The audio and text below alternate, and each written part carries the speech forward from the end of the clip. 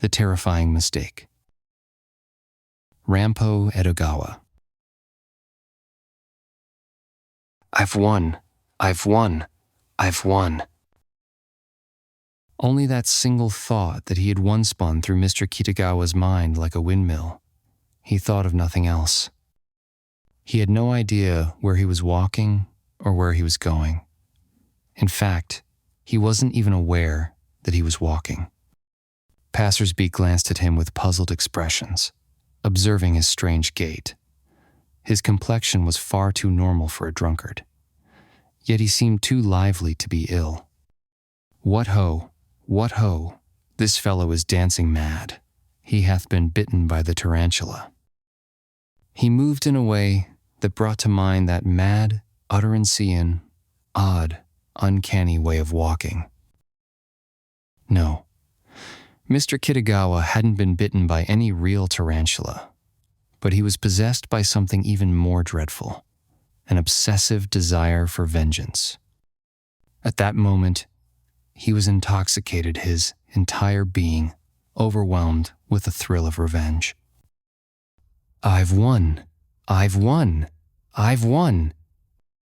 That venomous whisper of victory continued on and on, pulsing with a kind of rhythm that was almost pleasant. Brilliant flashes like spinning fireworks burst through his mind, dazzling and disorienting, darting wildly in every direction. That man, from today onward, he won't have a single moment's rest. For the rest of his life, a long, long lifetime, he'll suffer unbearable torment. He'll writhe in agony with no escape. You think it's just my imagination? Ridiculous. I swear it's wear it like stamping a great seal. While he was listening to me talk, he turned pale, couldn't hold it in any longer. He gagged. His face turned white as a sheet, and he choked. If that's not victory, what is? I've won. I've won. I've won. Amid the monotonous spiral of thoughtless repetition, fragmented thoughts flickered like silent film subtitles. The summer sky was dim and cloudy, like the shadowed bottom of an eye. Not the faintest breeze stirred. The Norran curtains and sunshades hanging outside homes stood frozen, like sculptures. The people on the street moved as if they were tiptoeing through some unshakable sense of impending misfortune. It was as if sound itself had ceased to exist. A deathly silence blanketed everything around. Mr. Kitagawa continued his mad stride, alone, like some figure from a land of strangeness, marching through the silence. The dull, metallic-hued road stretched endlessly ahead of him, no matter how far he walked. For a man wandering without destination, the city of Tokyo was a labyrinth with no dead ends, an infinite maze. Narrow streets, wide avenues, straight lanes, winding alleys they followed, one after another without end. But what a delicate and deeply serious revenge it had been. That man's scheme must have been quite clever. And Yetho sharp? How brilliant was my counterattack. A true duel between geniuses. A flawless work of art. He crafted the first half. I completed the second. A masterpiece born of our mutual hostility. But no matter how you look at it, the victory is mine. I won. I truly won. I crushed him completely. Sweat beaded on the tip of Kitagawa's nose as he marched on, tirelessly, under the blazing sun. To him, the heat was of no consequence. Eventually, as time passed, the frenzy of mindless euphoria within him gradually began to settle into a more conscious state. At last, he began to savor the sweetness of recollection.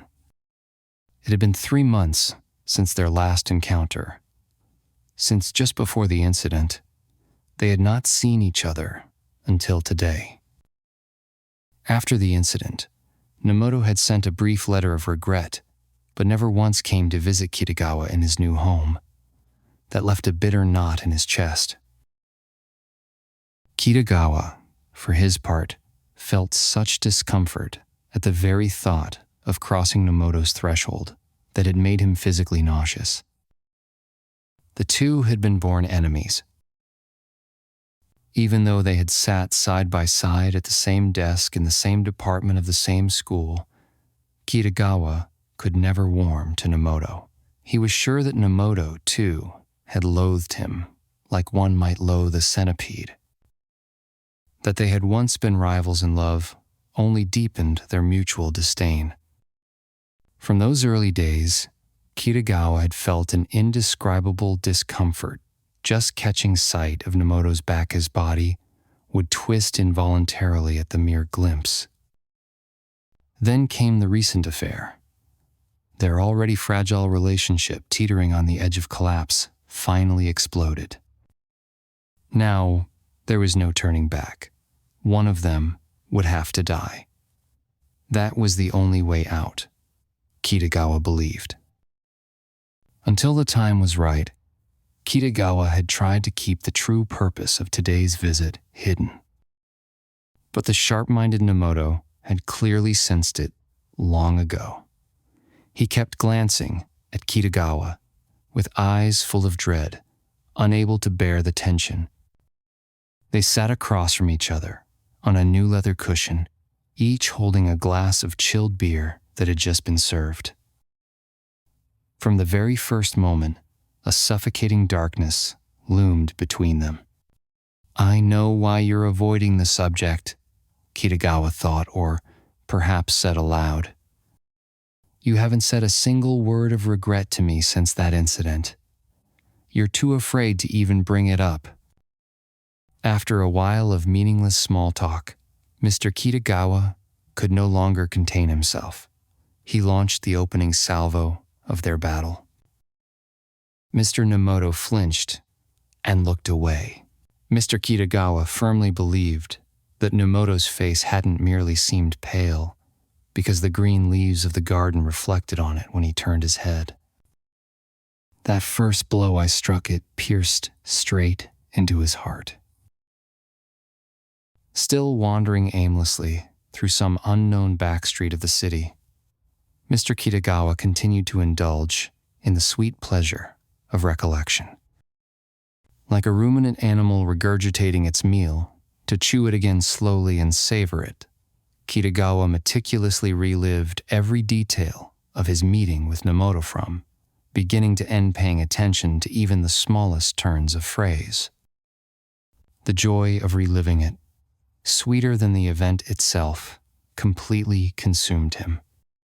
It was only recently that I realized it. Kitagawa had begun playing the part of the humble, sorrowful man.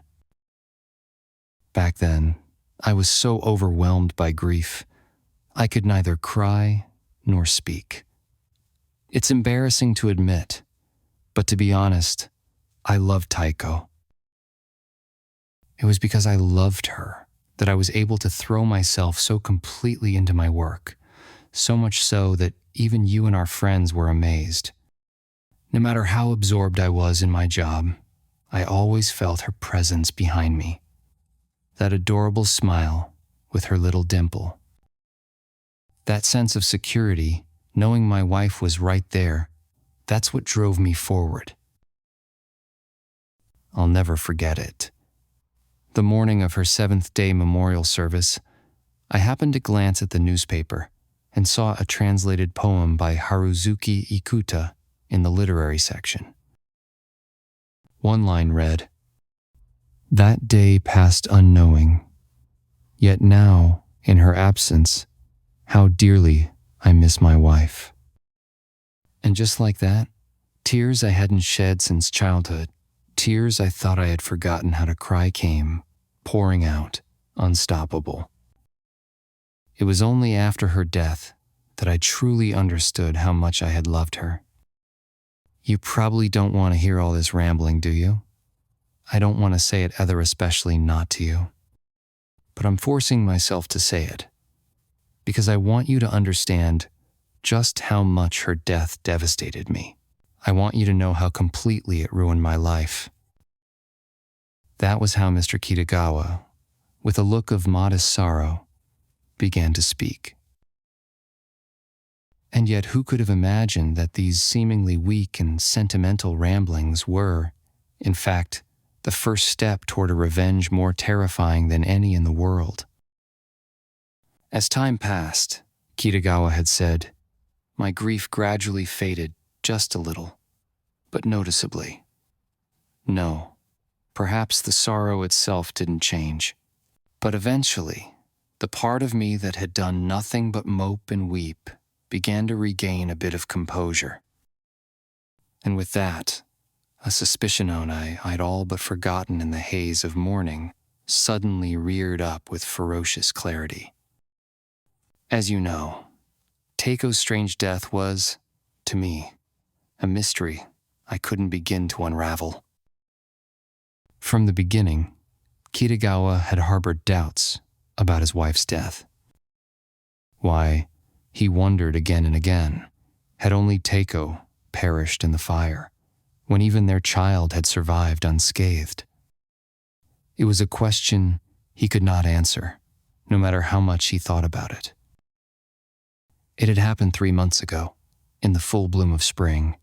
At that time, Kitagawa had been living in a modest duplex rental home.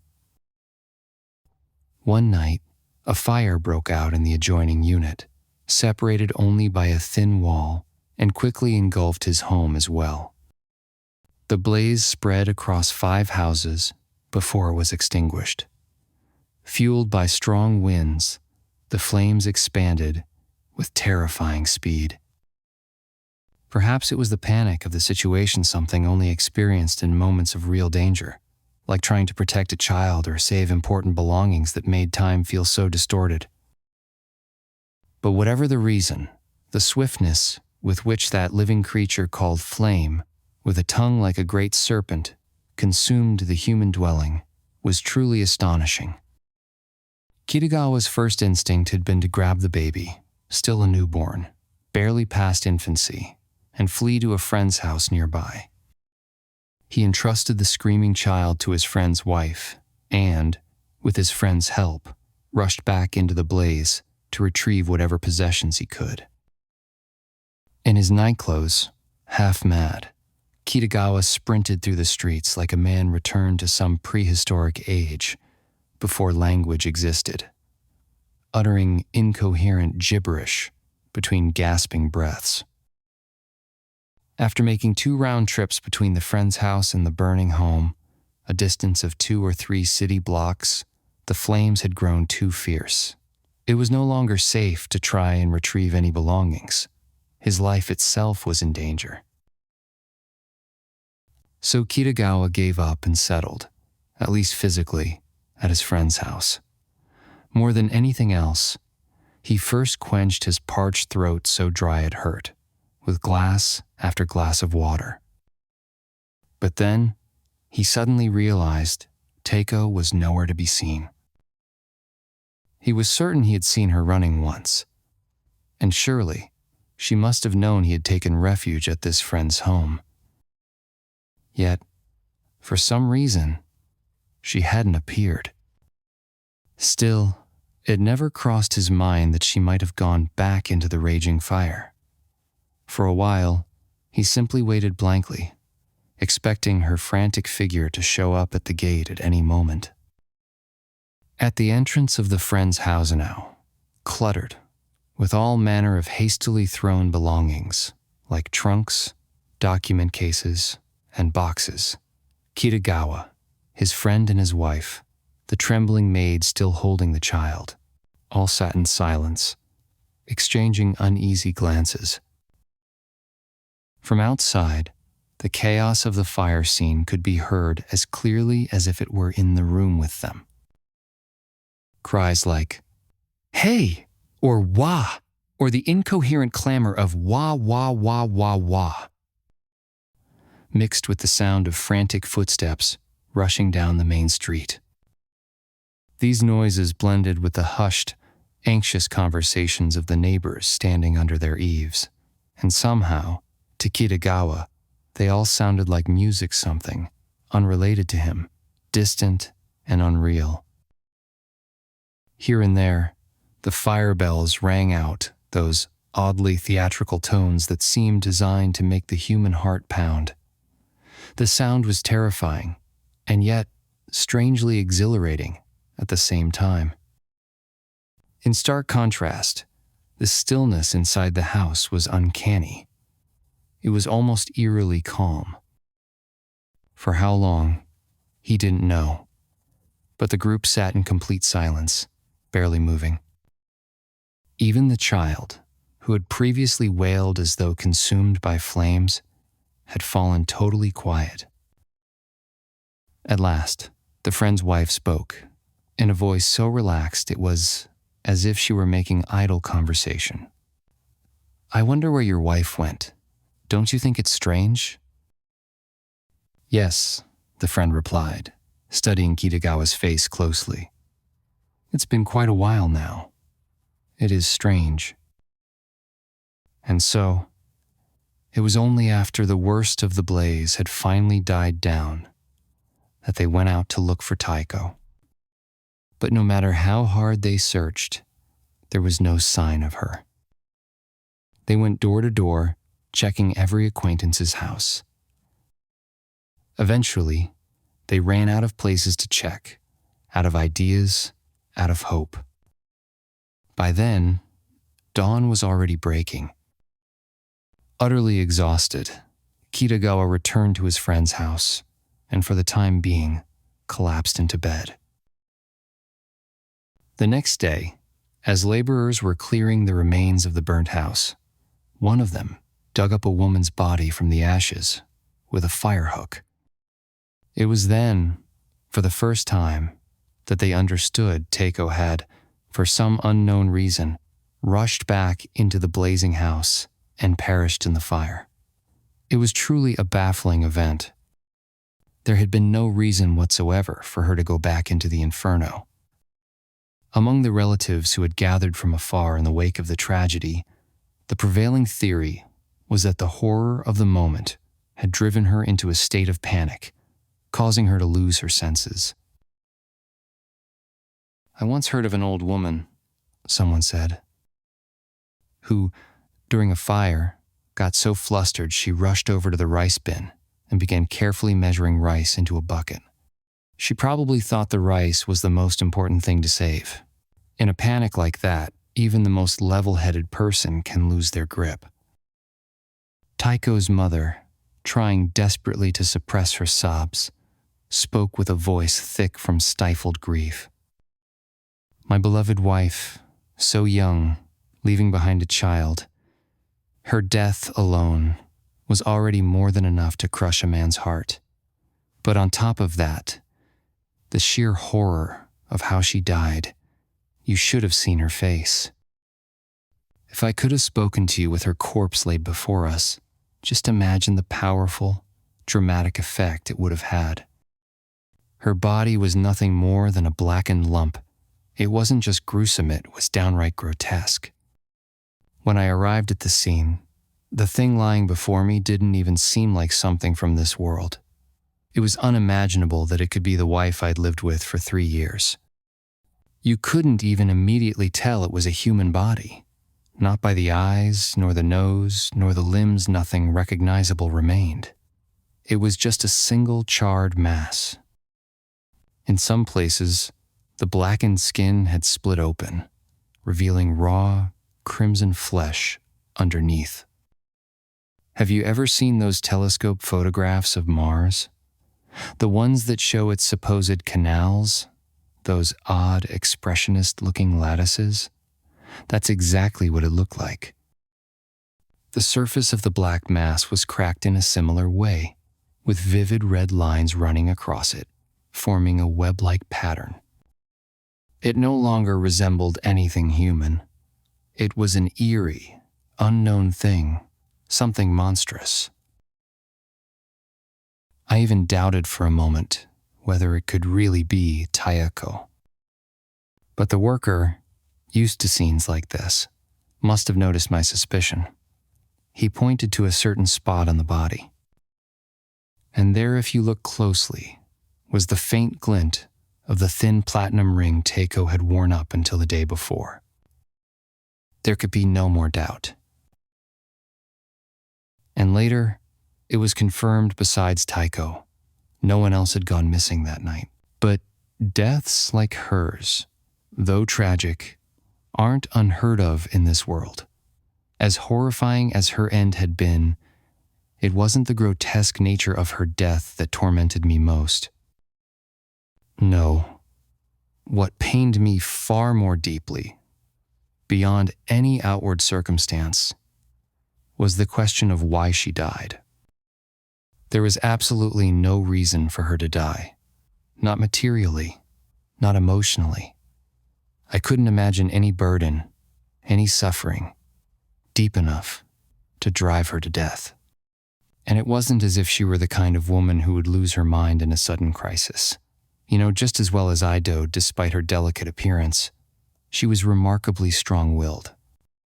Even if just for argument's sake we say she did go mad in that moment, would she really have chosen to rush into a raging fire? It defies all logic. There must have been a reason. Something so dire, so overwhelming, that it could drive a woman to throw herself into the flames, knowingly, willingly. But what was it? Day and night.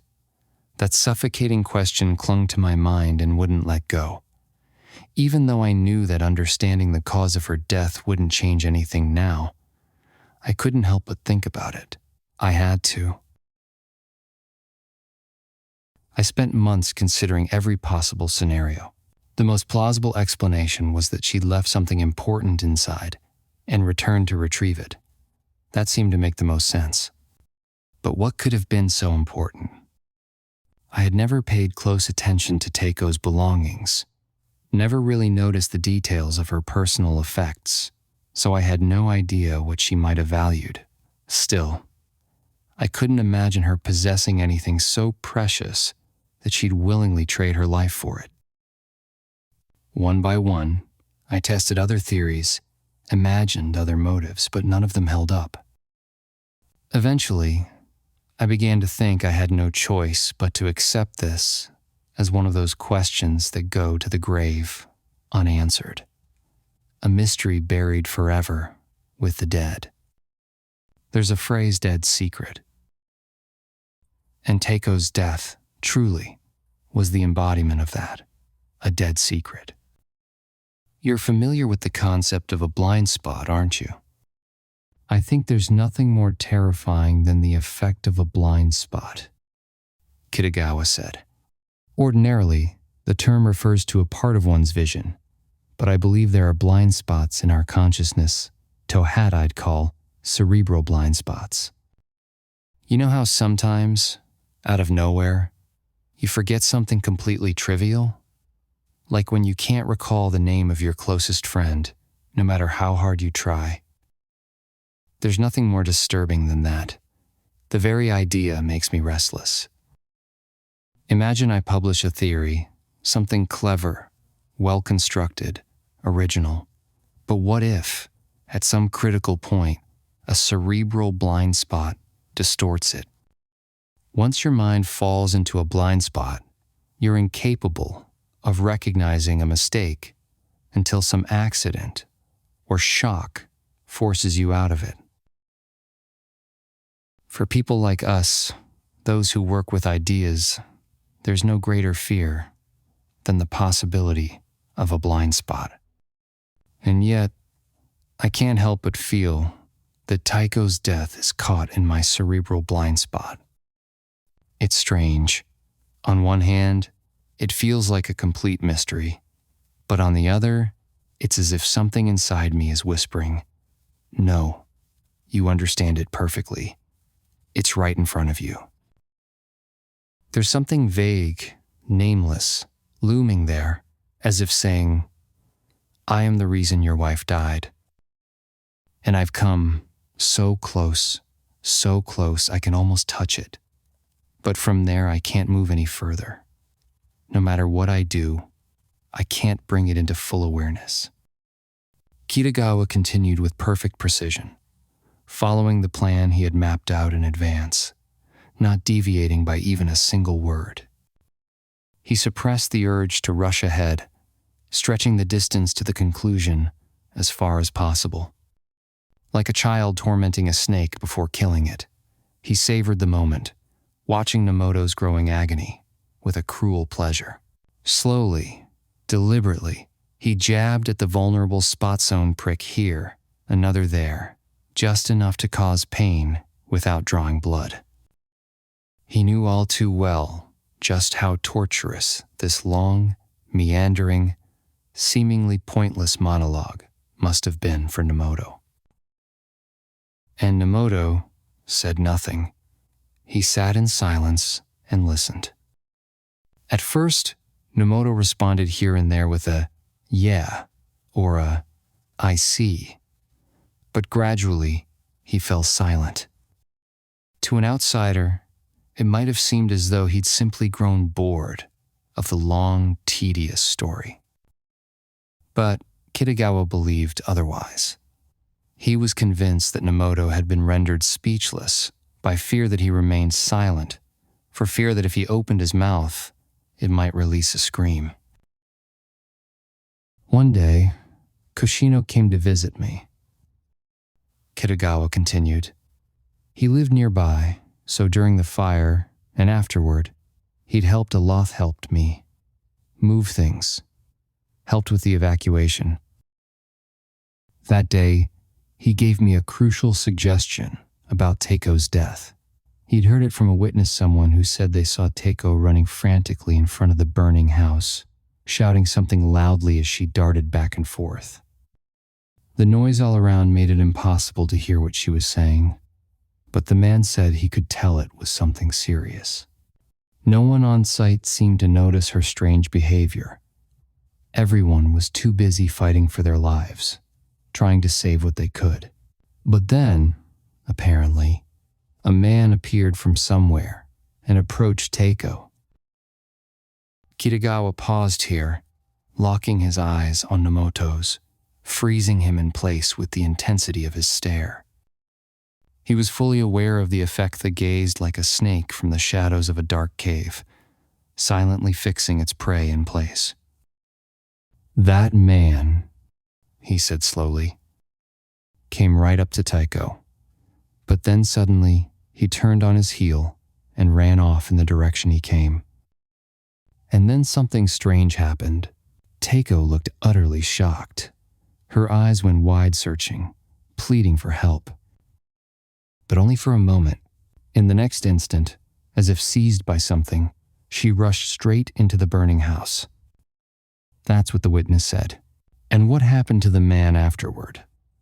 The witness didn't know. He never imagined that strange woman would die in the flames. Amid the chaos, he lost sight of what happened next. It was only when he heard the next day that the charred body pulled from the ruins was the wife of Koshino's friend that he realized what he'd seen. He told Koshino, "If only I had known, I would have reported it right away. How I regret it now." When I heard that story, Kitagawa continued, I became convinced Taeko hadn't gone mad. No, something serious had happened. Something grave enough to drive her into that burning house. But then, I asked, who was that man? The one who came near her and then suddenly disappeared. Who was he? That's when Koshino lowered his voice, looked at me seriously, and said, "Actually, I have an idea." He told me that during the fire while, running with my things slung over his shoulder, he'd passed a man on the street. He felt something strange, turned to look back, but the man had already vanished into the crowd of gawkers. Still, Koshino had recognized him. He told me his name, and do you know who it was? Someone, both Koshino and I knew, well and old, close friend. But why hadn't that man greeted Koshino? Why did he flee the moment he was recognized? And why, even though my house was burning to the ground, did he slip away without a word, without even coming to check on me afterward? What do you make of that? Kitagawa's story was finally beginning to reach its core. Nomoto still said nothing. He stared fixedly at Kitagawa's moving mouth with an odd, unreadable expression. Despite having drunk a fair amount of beer by this point, his face had turned pale, shockingly pale compared to when they first sat down. Kitagawa, flushed with triumph, grew even more animated.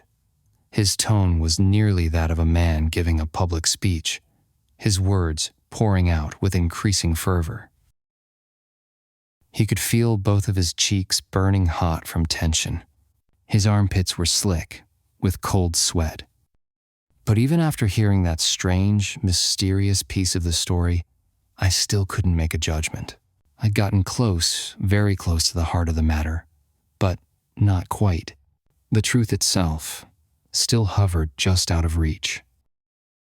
It was maddening, or rather terrifying. I realized then this was Ida cerebral blind spot. The thought made me shiver. 2 days passed, then 3. And then, all of a sudden, something small and significant tripped that blind spot open. And just like waking from a dream, everything became perfectly clear. I jumped up in a fury. That Mantha one Koshino had named was the very one, the one I hated with a hatred that could never be satisfied. I was ready to rush to his home and strangle him on the spot. No, I'm getting ahead of myself. I'd intended to tell this more calmly, more methodically. At that moment, I was watching Taeko's child, the one the new nursemaid from her family had brought over.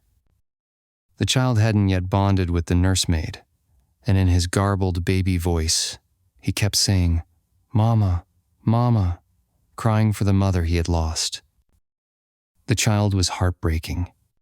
But more than anything, it was Taeko, the mother who had died, no, been killed, and left that child behind, who was most pitiful. As I thought that, I could almost hear her voice calling, my baby," from the other side. "You know," Kitagawa said, his voice low and trembling with emotion, "I believe it must have been Taeko's unsettled spirit whispering to me from somewhere into my very heart." When I imagined her voice crying, my baby," I was struck by a violent shock. Yes, that had to be it. The only force powerful enough to make Taeko plunge into that inferno was that child. Once the blind spot broke open, all the thoughts I'd suppressed for so long came rushing out like a tidal wave. That moment, when I ran first with the child to a friend's house, perhaps Taeko didn't know I had taken him. That wouldn't be such an unlikely misunderstanding, given the circumstances. I remember now, I jumped up, grabbed the child, and shouted back toward my wife, who was just rising from the floor and getting dressed. "Hurry, get out! I'm taking the baby!" But had she actually heard me? In all the chaos, perhaps not. Maybe only after I'd run out following her own instincts. Without time to think, did she realize the baby wasn't with her. And then, maybe she began wandering frantically in front of the house, crying, my baby," in desperation. In moments like that, people don't think as they usually. Psychology functions on an entirely different level. Even I, on my second trip, running to Koshino's house with more belongings, was struck, again and again, by panic. Wait, What about the baby? Where is he? My heart pounded each time. So how could Taeko, in that moment, have thought clearly? Kitagawa paused here, deliberately, observing Nomoto, as if to measure the effect of his words. When he saw that Nomoto had grown even paler, teeth clenched tightly, Kitagawa nodded in satisfaction, and then pushed forward into the heart of his accusation. Now, imagine this, he said, voice low and deliberate. There's a man, consumed with a deep, abiding grudge against a certain woman. This man is constantly waiting, obsessively seeking the chance to exact revenge. And then, one day, that woman's house catches fire. By some twist of fate, the man happens to be nearby. He watches, gleefully, as the woman's home is engulfed in flames. Then he sees her, distraught, shouting, "My baby, my baby," as she runs back and forth in front of the house. And in that moment, an idea sparks in his mind. This is it. The perfect chance.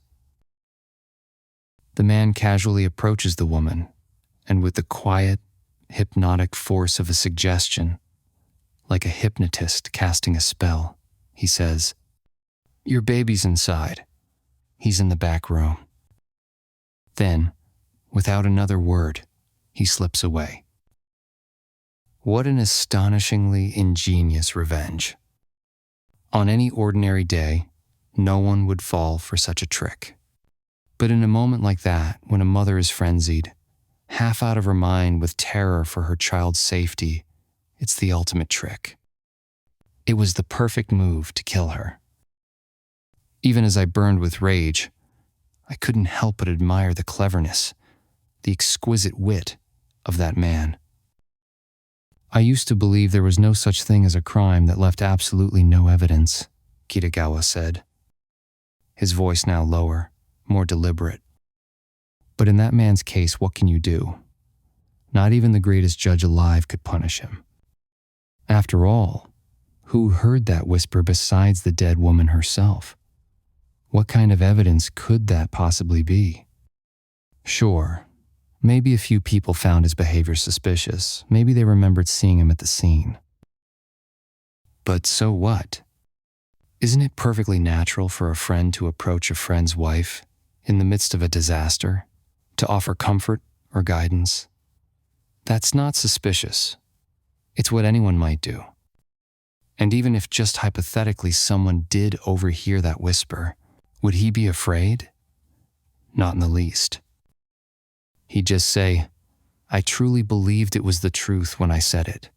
If she chose to rush into the fire and burn herself alive, how could I have predicted such madness? Are you accusing me of expecting such an outcome? And with that, he'd be completely in the clear. Isn't it terrifying? That man is, without question, a genius of murder. Don't you agree, Nomoto? Here, Kitagawa paused again. He licked his lips slowly, deliberately, almost theatrically, like a man about to devour a long-awaited meal. His eyes gleamed with cruel pleasure, scanning Nomoto's face like a cat toying with a half-dead mouse, savoring the moment. His gaze was terrifying, gleeful, inhuman, and yet deeply satisfied. Kitagawa's friendship with Nomoto had, of course, partly stemmed from the fact that they had attended the same school. But more than that, the deeper reason, the true motivation behind their closeness, was that they were both members of a group of young men who shared a common object of adoration. Drawn together by mutual longing and rivalry for the same woman, they had watched each other with suspicion, even as they pretended camaraderie. In addition to Kitagawa and Nomoto, there were 2 or 3 others in that group. Koshinote man, who had taken in Kitagawa's family after the fire, had been one of them. It had all happened 7 or 8 years earlier. Since then, the once youthful suitors had each matured, assuming the air of respectable petits bourgeois, but they had maintained ties, bound perhaps by shared memories they could never quite shake off. And the woman at the center of their group, the one who had inspired their admiration, was none other than Kitagawa's late wife Taeko. Taeko was the daughter of a former samurai family from the Yamanote district. She had once been praised as a komachi, of her school a reference to the legendary beauty Ono no Komachi. Though her education had been modest, she had just graduated from a rather plain women's arts and crafts school. She was remarkably perceptive and intelligent for a woman of her time.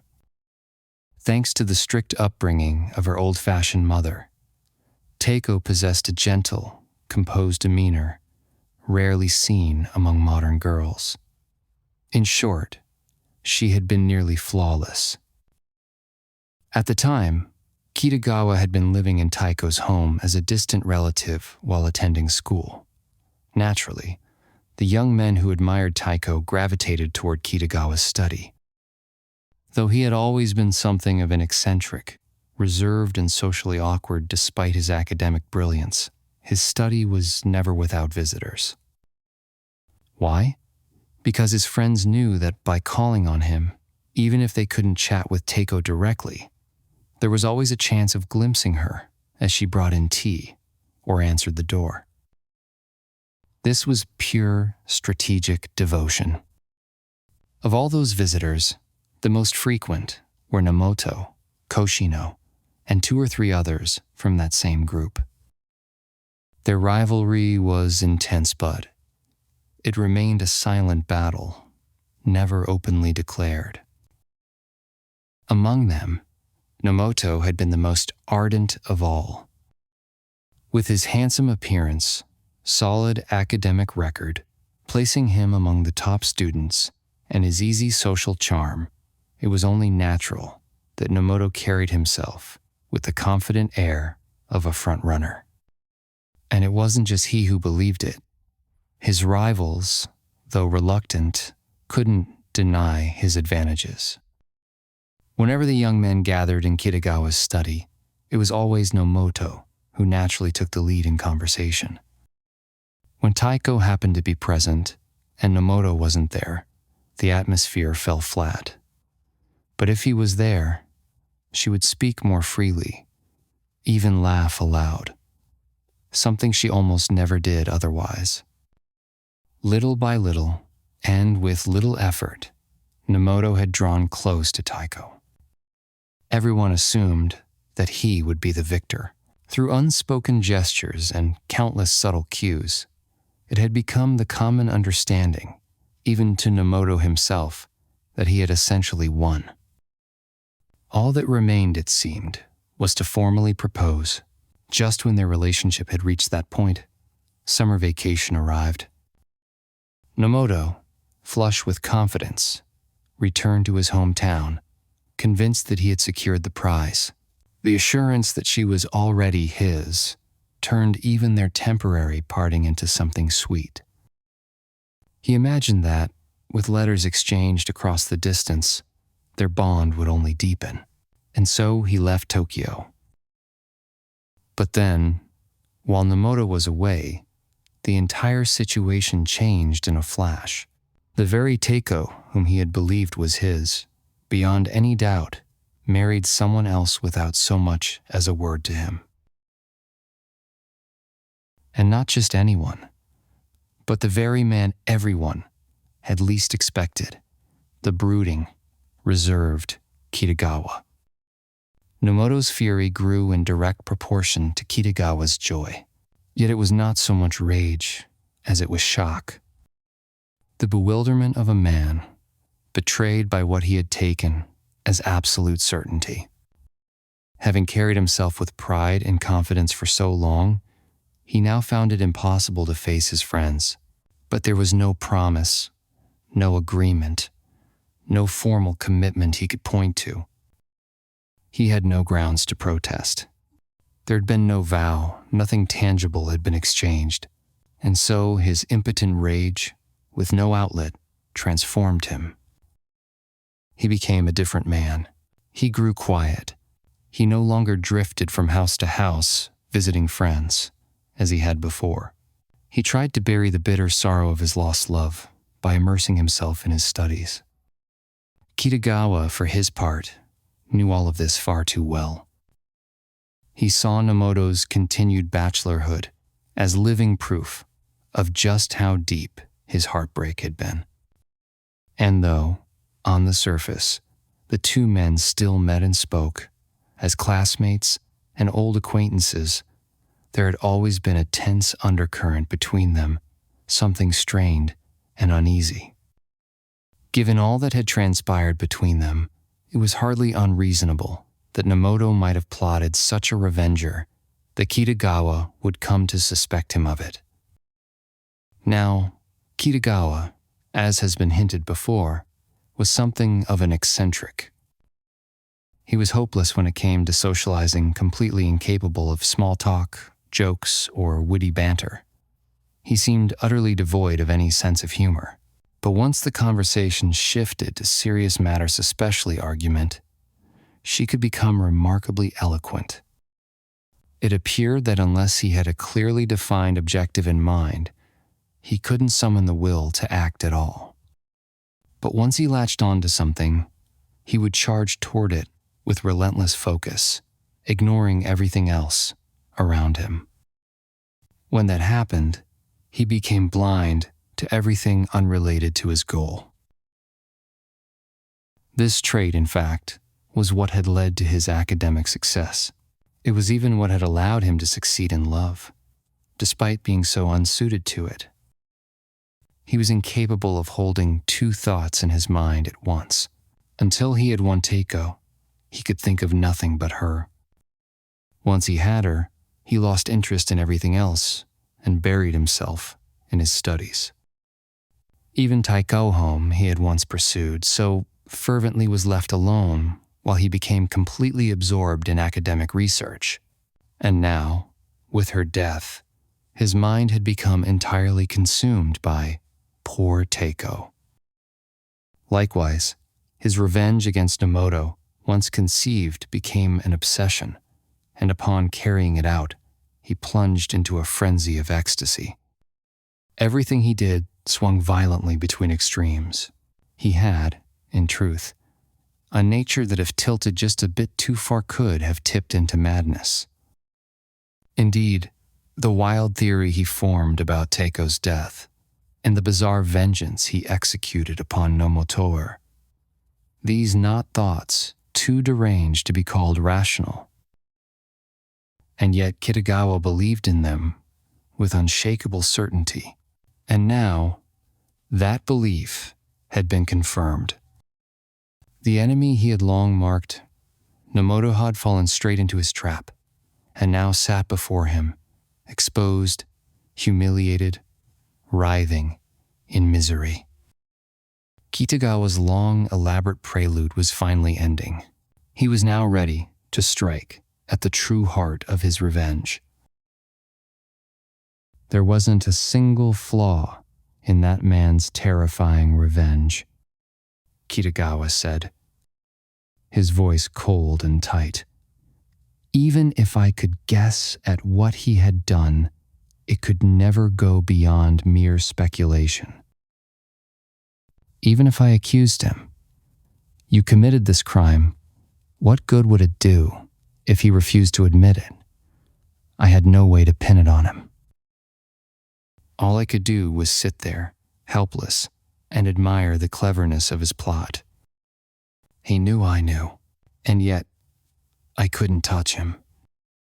Can you imagine a more excruciating, more absurd position to be in? But, Nomoto assured, I finally found a weapon that could destroy that man. And yet, what a cruel weapon it was, for me. The fact I discovered would torment him, yes, but it would also torment me. To use it as a tool of revenge, I had to suffer the same agony that he would. It was the kind of truth that demanded I endure pain first, before I could inflict it. It reminded me of the story of the loyal retainer who, in order to poison his lord's enemy with a deadly rice cake, first tasted a piece himself, at the risk of his own life. To kill the enemy, he had to face death himself. What a terrifying, desperate revenge. But the old retainer had a choice. He could stop, walk away from his vengeance, and live. In my case, I had no such luxury. Whether I sought revenge or not, that horrifying truth pressed upon me, closer and clearer with every passing moment. What began as a faint, uncertain suspicion gradually took shape. And now, it's no longer a suspicion. It's a burning, truth undeniable. What had once been a matter only in my heart has been confirmed by such overwhelming, tangible evidence that I can no longer escape it. Either way, I had to suffer. So if I must suffer, I thought I will let him suffer too. And since the blow will likely hurt him far worse than me, I decided I would tell him. I would watch him writhe. That was the resolution I came to. At the time, I thought of nothing else but that man's terrifyingly perfect revenge day after day. Sometimes I burned with rage. Sometimes I couldn't help but admire the cleverness of it. My mind was completely consumed. Then, one day, like a strange black cloud rising faintly on the farthest edge of the horizon, a strange thought drifted into my head. Indeed, the man had carried out his revenge flawlessly. But what if Taeko hadn't hated him, as he had believed? What if she had loved him? No, impossible. That's absurd. A wild fantasy. I must be losing my mind. That couldn't possibly be true. But still, is it truly impossible? Why did such an outrageous thought suddenly enter my mind? The terror of it made me shudder.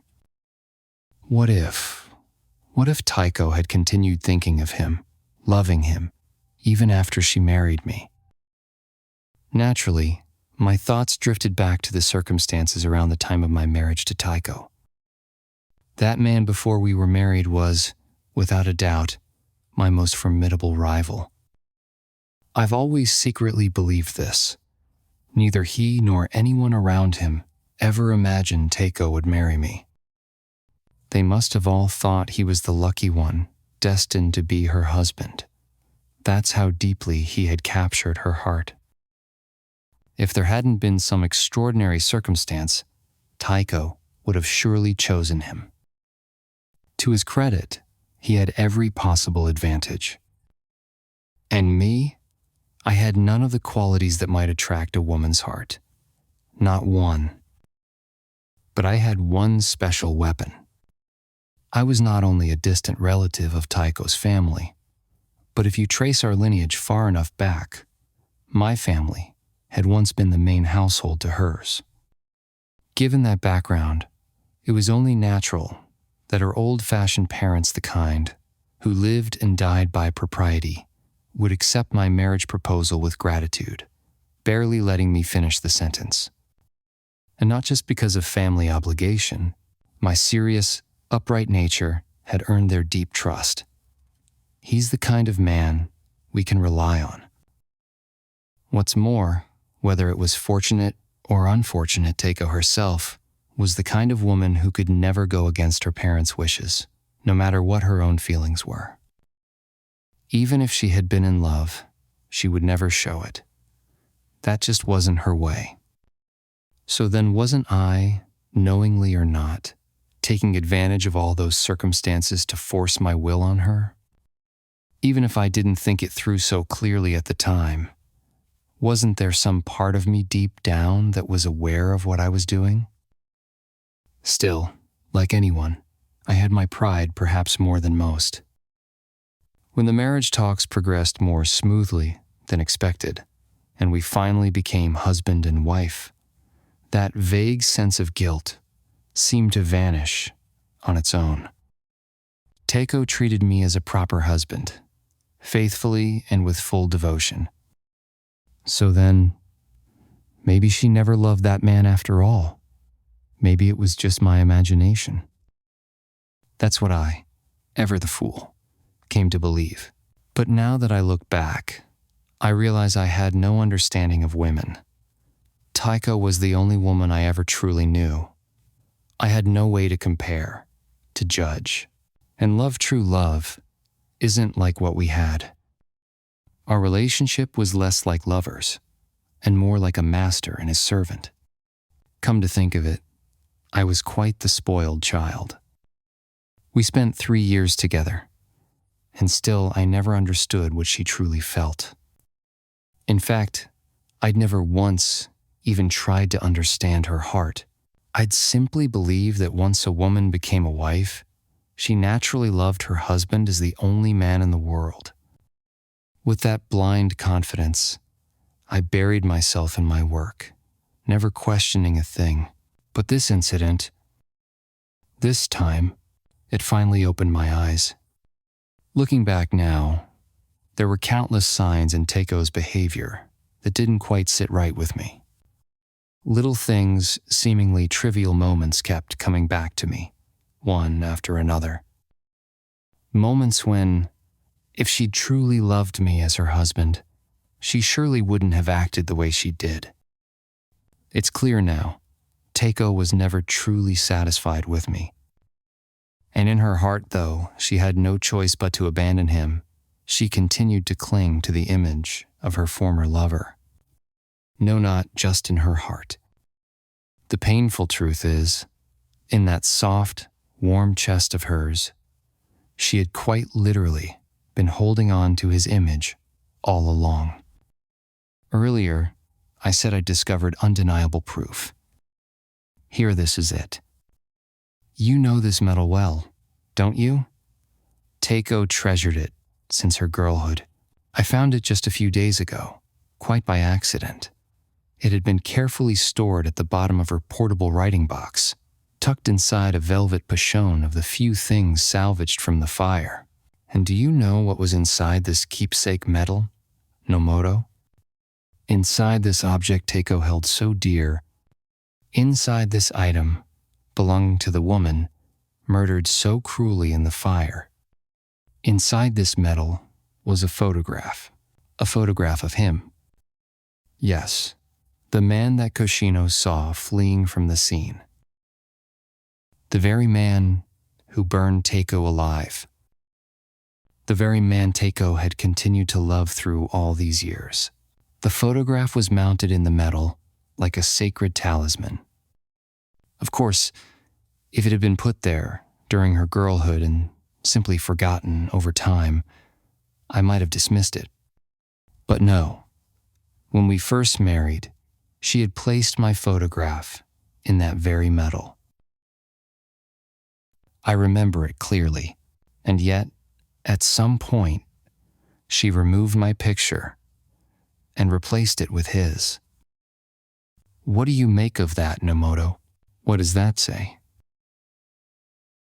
Kitagawa reached into his inner coat pocket and pulled out a gold medal. He placed it carefully in his palm, then thrust it forward under Nomoto's nose. With trembling hands, as though unable to resist some terrible force, Nomoto took it. He stared at the embossed design on the surface in stunned silence. Kitagawa's entire body was taut with tension. It was as if his soul were crying out, "All or nothing, this moment decides everything." Every nerve in his body had gathered in his eyes. He studied Nomoto's face, determined not to miss a single flicker of emotion. A death-like silence filled the room. Nomoto stared at the medal for quite some time. He didn't even open its lid to confirm the photograph inside. He didn't have to. The truth struck him clearly too violently for such a gesture to be necessary. Slowly, his expression drained of all emotion. Especially his eyes, they remained fixed on the metal, but they looked hollow, vacant, as if they were gazing into some deep, unfathomable thought, far removed from the present. Gradually, his head began to sink, little by little, until finally, he collapsed forward face down on the low tea table. At that moment, Kitagawa thought he had started to cry, and he instinctively flinched, but that wasn't it. Nomoto simply didn't move, as though the emotional blow had been too much to bear so severe. That he would never rise again, Kitagawa felt that it was enough.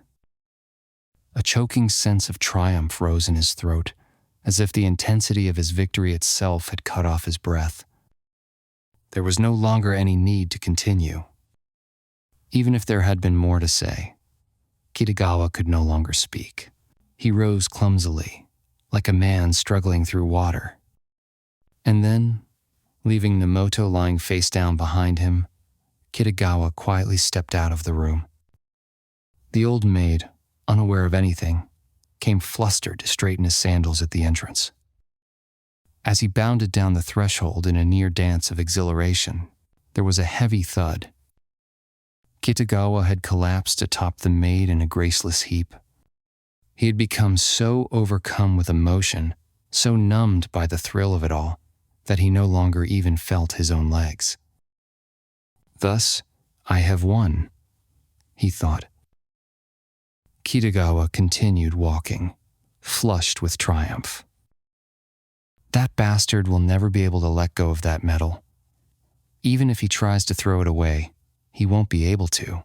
Even if he could throw the metal itself away, the image of it will cling to his mind forever, probably even follow him into the grave.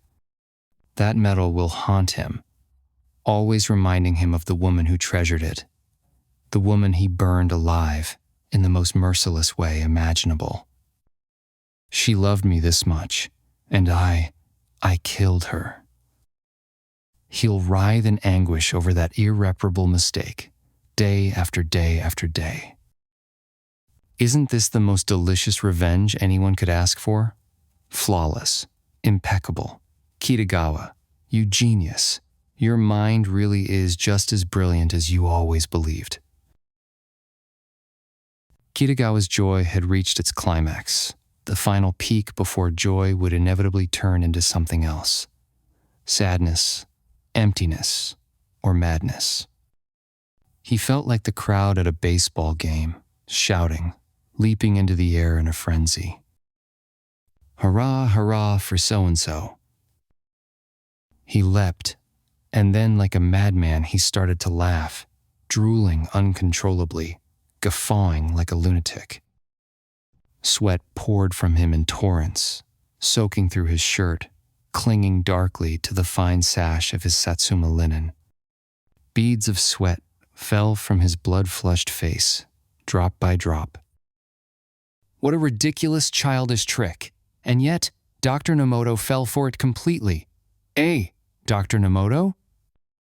He shouted the words aloud, his voice echoing. But the truth was this. Only the first half of what Kitagawa had told Nomoto was real. The rest, the part about the photograph in the metal, the damning evidence, the unshakable guilt, was all part of a deception. A final, twisted trick, devised in the name of revenge. His grief over Taeko's death had, in reality, been even deeper than what he'd told Nomoto. In the first half-month after she passed, Kitagawa had stopped going to work altogether, though. He was a teacher by profession. At night, he wept endlessly, unable to sleep.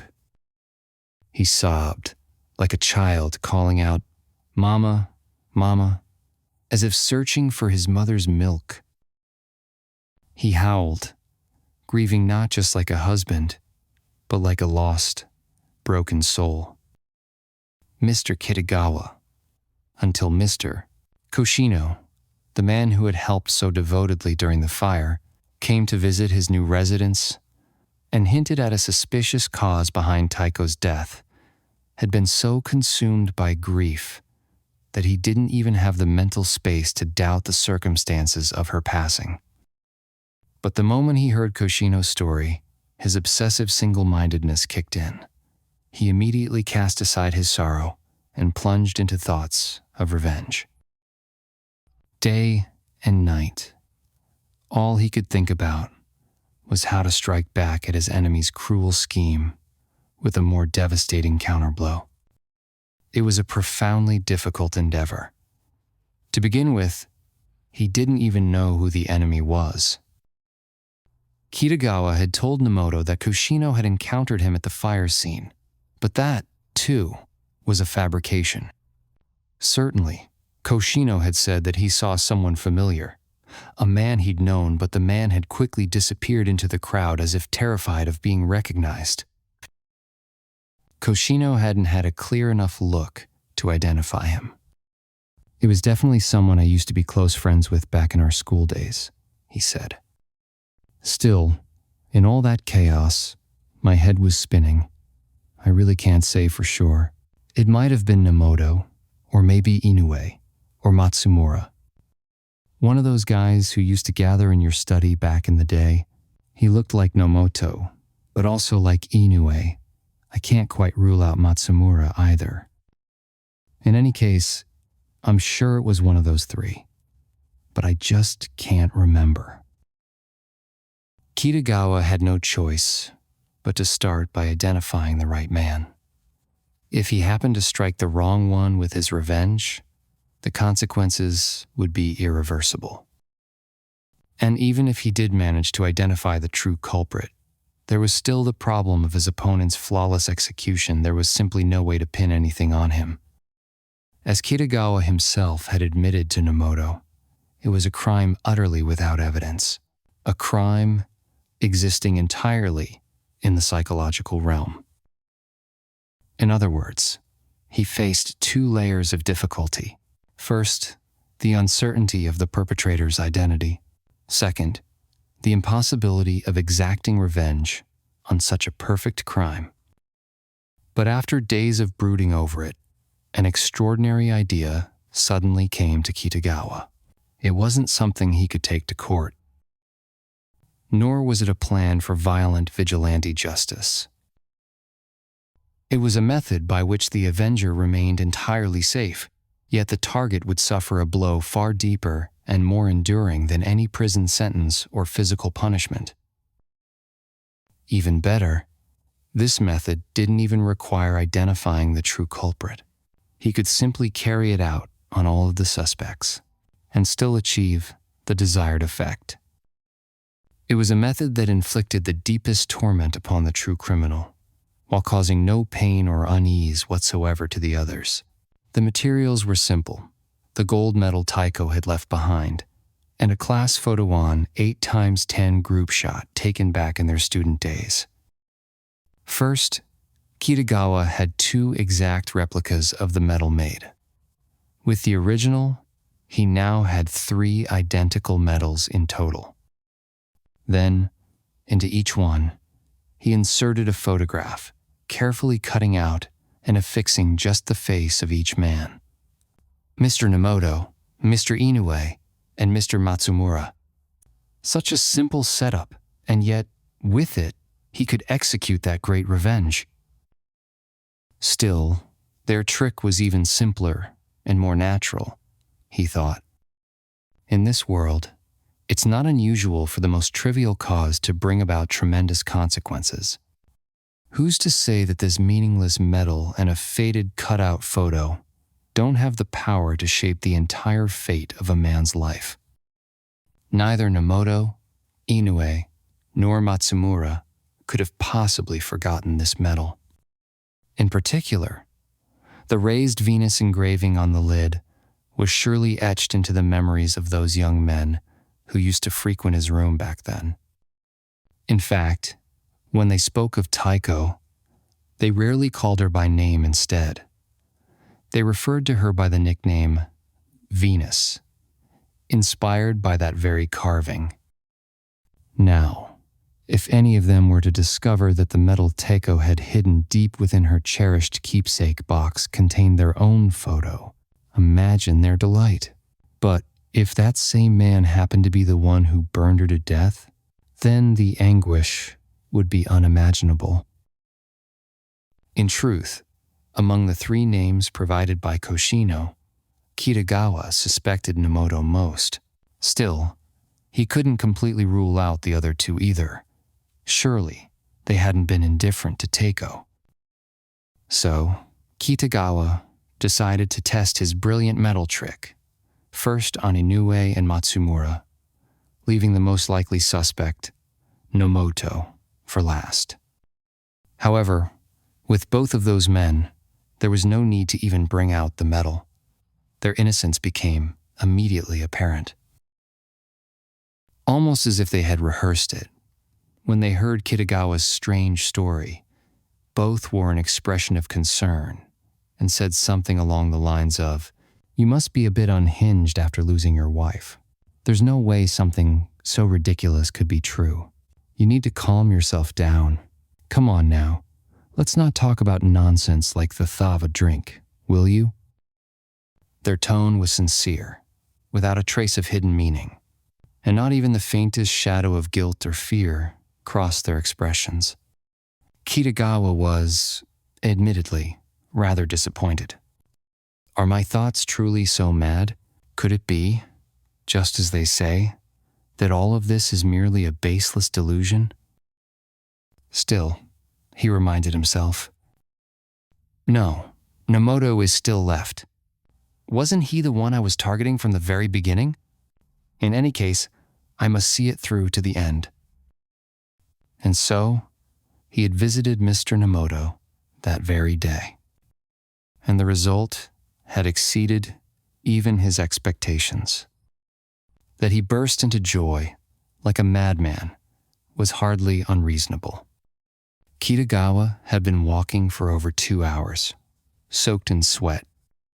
When he happened to glance at his watch, he saw that although the summer sun had not yet set, the time had already passed the usual hour for dinner. As if suddenly coming to his senses, he now chose a direction and began to walk with purpose. Exhausted from the day's emotional turmoil, he let the suburban train rock him gently until he reached home. Once there, he felt too drained to do anything at all. He immediately had his bedding laid out, and as he collapsed onto it, he soon began to snore peacefully. A slow, contented rhythm of breath escaping from his throat, thoroughly satisfied with the day's victory. The next day, Kitagawa awoke around 10 o'clock. The pleasant languor that follows a deep sleep left him feeling especially comfortable. Still in his nightclothes, he got up and entered his study. There, awaiting him, were the remnants of his sweet recollection stew gold medals, identical in every way to the one he had left in Nomoto's hands, resting quietly in the drawer of his writing desk. He took them out and gazed at them lovingly, almost caressing them with his eyes. His original plan had been to leave one medal not only with Nomoto, but also with Inoue and Matsumura. If it had proved difficult to determine which of the three was the true culprit, he would have had no choice but to leave one medal with each. That was why he had gone to the trouble of having 2 additional expensive replicas made. However, as mentioned before, it became clear without even needing to bring out the medals that the other 2 men, besides Nomoto, were innocent. Twice, Kitagawa had carried the medals carefully tucked into the sash around his waist, only to bring them both home untouched. Now, he was looking at the 2 medals that had gone unused. Nomoto would never suspect such a trick. Now, isn't this a fine piece of sleight of hand? Shall I reveal the secret of this little magic show? Very well. Take a look. The trick, you see, lies in these 2 gold medals. What do you suppose is inside them? You can't guess, can you? Then I shall tell you. One of them contains Professor Matsumura's photo, and the other, Professor Inoue's. As for Nemoto's photograph, it's no longer in here. At that moment, Kitagawa suddenly stopped his soliloquy, as if cut off mid-performance. It felt as if his heart had risen straight up into his throat. His face turned pale, like a blank sheet of paper. Just as he was about to open the lid of one of the medals, his hands froze mid-motion, paralyzed by an inexplicable sense of dread. And then his eyes, filled with an unbearable fear, stared fixedly into empty space. I thought I had carried out every step with the utmost care and attention, down to the smallest detail. And yet, what is this unease? Could it be that I've made some unthinkable mistake? Now, at the most critical moment, you can't even remember the one thing that truly matters. Did you, when you went to Nemoto's house, really take the medal that had Nemoto's photograph inside it? Come on, pull yourself together. Think carefully. If the medal you gave Nemoto contained a photo of Matsumura or Inoue instead, what sort of outcome would that lead to? Are you not terrified? Look at you. You're shaking. Does this mean you now remember, after all, that irreparable mistake you made? He stood up unsteadily, and as though unable to remain still, began walking toward the door of the room. Just at that moment, the maid entered his study with a sealed envelope in hand. "Sir, a message from Mr. Nemoto," she said. A choking feeling, like a hiccup, rose in Kitagawa's chest. A certain premonition, like a stubborn child, tried to hold him back from opening the letter. But he couldn't simply continue standing there, locked in a stare-down with the maid. At last, as if making a great resolution, he took the letter and opened it. The flowing brushstrokes of Nemoto's handwriting, written on a scroll of washi paper, seared themselves into Kitagawa's vision. As he read, a dreadful smile crept across Kitagawa's lips. The smile slowly spread across his entire face. He raised both hands, still holding the scroll, high into the air and, in one swift motion, wrapped the paper over his face. Then he burst into laughter.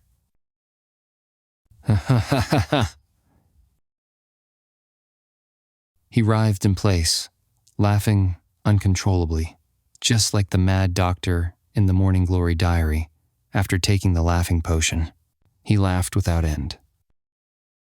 And so, the pitiable Mr. Kitagawa had gone insane. As for the precise cause of his madness, we cannot determine that immediately. However, it is surely not wrong to assume that the most significant underlying cause was Taeko's mysterious death, and that the immediate trigger was Mr. Nemoto's letter. And that letter from Nemoto contained the following words: "To begin without formalities, please forgive the rude blunder of yesterday. My sincerest apologies, many times over. The truth is, I had been working day and night for several days straight, without even a wink of sleep, utterly consumed by my duties. As a result of that relentless exhaustion, I ended up committing that inexcusable mistake." I can vaguely recall our conversation, but I have no memory at all of when you left my house. I was in such a deep sleep, even in your presence, that I am deeply ashamed and at a total loss for words. From what I can dimly recall of our talk yesterday, I gathered that you seemed to harbor some suspicions regarding your late wife's death. But if I may speak plainly, judging by ordinary reason, I find it almost impossible to believe such a thing could be true. I offer you my deepest condolences for your grief over your lost beloved. But if I may be so bold, I must caution you, if you continue to dwell solely on this matter, it may take a toll on your health. At this point, perhaps a change of environment and ample rest would be wise. I know it is presumptuous of me, but please accept this advice from an old friend, concerned only for your well-being. In any case, please consider this letter as an apology for my behavior yesterday. P.S. I have enclosed the gold medal you left behind.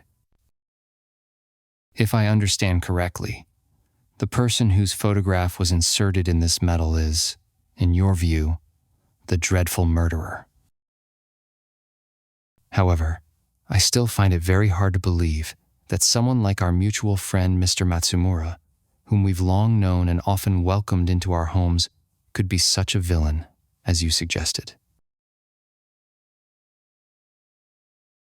Inside the envelope, along with the letter, was a gold medal wrapped in plain paper. For reasons unknown, it did not contain Nomoto's photo, but rather Matsumura's. Whether this was a genuine mistake or a clever manipulation on Nomoto's part, no one but Nomoto himself could ever know. It would remain an eternal secret. And so, the immediate trigger of Kitagawa's madness was nothing less than a chilling twist of fate. It was the very thing he always spoke of, like a favorite phrase, the so-called blind spot of the brain in action.